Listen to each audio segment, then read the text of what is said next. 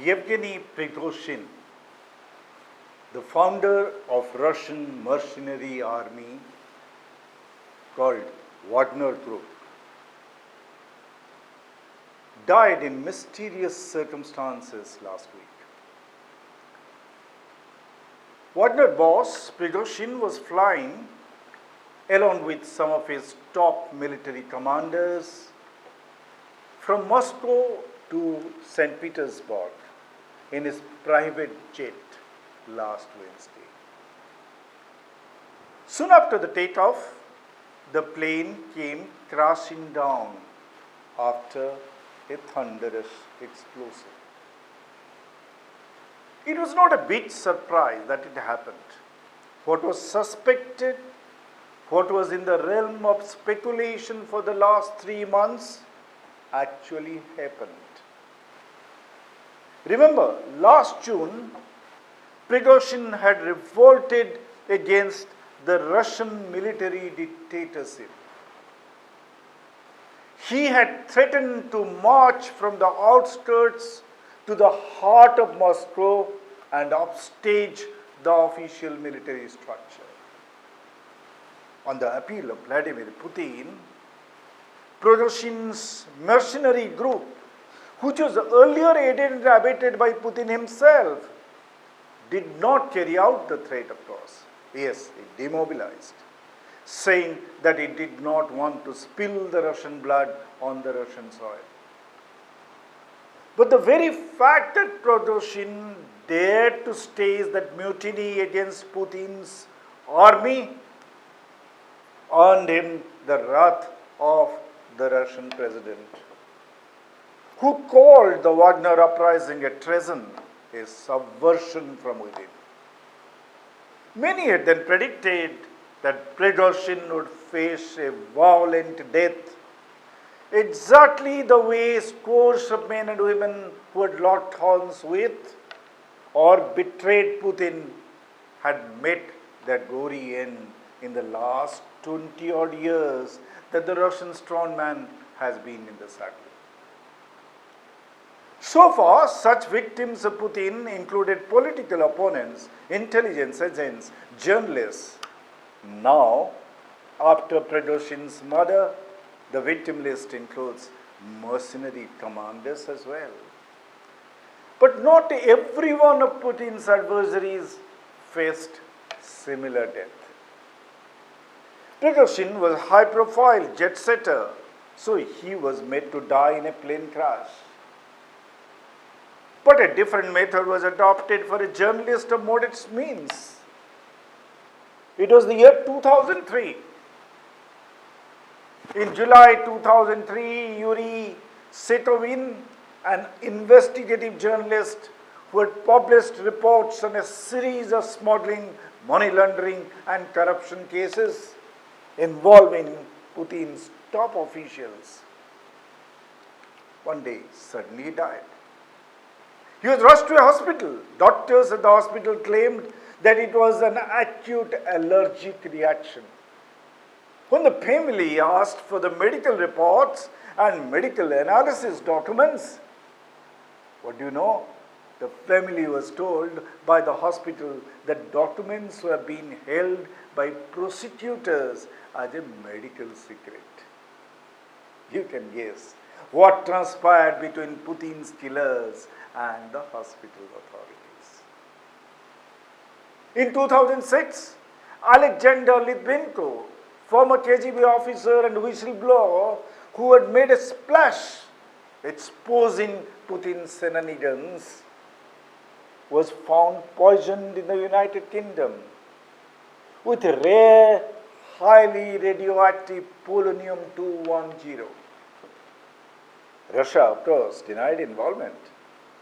But the UK and the European Court of Human Rights pointed to the telltale evidence of Russian complicity. The evidence was this.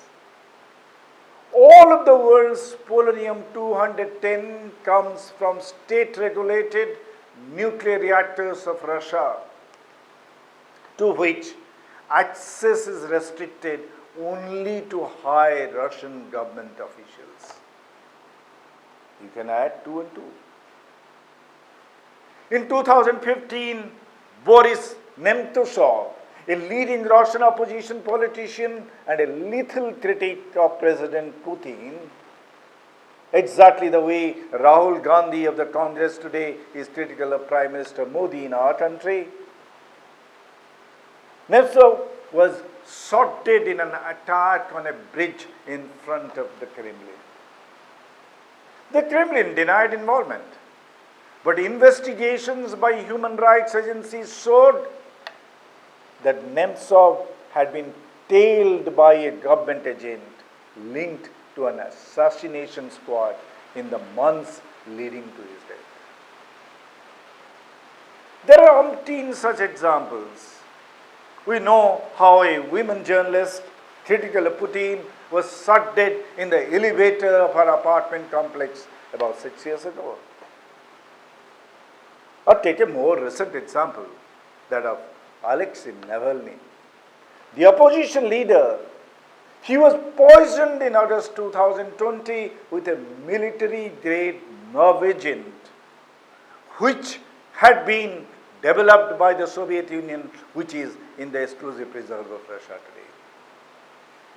The Kremlin again denied involvement, but investigations by Bellingcat, an Amsterdam-based investigative journalist forum, found that those who carried out the attack were working for Russia's Federal Security Service, the dreaded FSS. Luckily, Navalny survived, but he has now been condemned to a life in prison on charges of sedition. This word sedition should remind us about India today, where sedition is a buzzword for the ruling dispensation. Anyone emerging as a strong voice to counter the current regime is accused of sedition and is sent to jail. Just look around, see how many people are rotting in jail on the charge of sedition. And you'll find the only prime crime was that they have spoken up against the current regime. Hardly anyone is convicted, but the law is so stringent that they get bail only after spending years in jail. The High Courts and the Supreme Court issue strictures against the government's flimsy ground and flimsy pretext for invoking sedition charge, while they are granting bail to the victims. But the thick-skinned men manning our government have little to worry. Their purpose has been served. They have forced their opponents to serve years in jail before getting their bail. That's a warning for others who raise their voice against the acts of omission and commission by the government. The charge may be frivolous and it may not stand in the court of law, but be ready to spend at least a couple of years in jail if you are a powerful voice and you dare raise your voice against our supreme leader. But then we must admit, we must take note that there is a striking difference between Putin's Russia and Modi's India. Kremlin will not bat an eyelid before sending an opponent to meet the stars. But Delhi is not that brutal. It merely sends the detractors to jail. Putin's Russia uses lethal poison, nerve gas, but Modi's India uses ED, CBI and sedition against political opponents. But there is a similarity in Putin's Russia and Modi's India. The message from the ruling dispensation is clear to the opposition leaders in both the countries. If you join our ranks, you will be spared. The likes of Suvendu Adhikari and Himanta Biswa Sharma would have found themselves rotting in jail had they stayed put with the TMC and the Congress respectively, as there were telltale evidence against them in cheat fund scams.